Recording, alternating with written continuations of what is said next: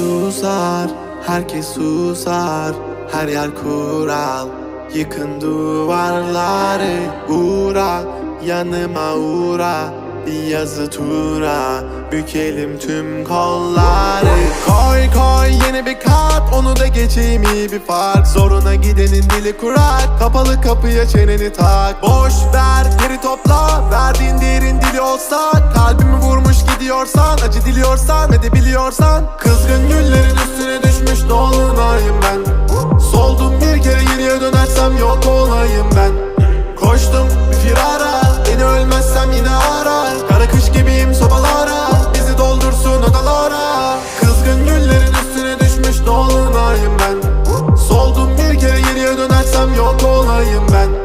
Koştum bir firara, beni ölmezsem yine ara. Kara kış gibiyim sobalara, bizi doldursun odalara.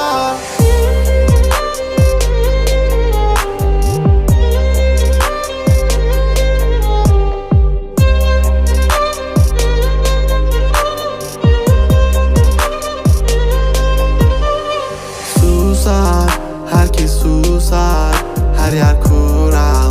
Yıkın duvarları, uğra, yanıma uğra. Bir yazı tura, bükelim tüm kolları. Normale döneceğim, hayatım versin istediğimi. Zorlama düşerim, şeytan duymasın dinlediğimi. Koy baba gitsin fırlavan, zorlama kadere trip atma. Trip atma, trip atma. Normale döneceğim, hayatım versin istediğimi. Zorlama düşerim, şeytan duymasın dinlediğimi. Koy baba gitsin fırlavan, zorlama kadere trip atma. Trip atma, trip atma. Kızgın güllerin üstüne düşmüş dolunayım ben.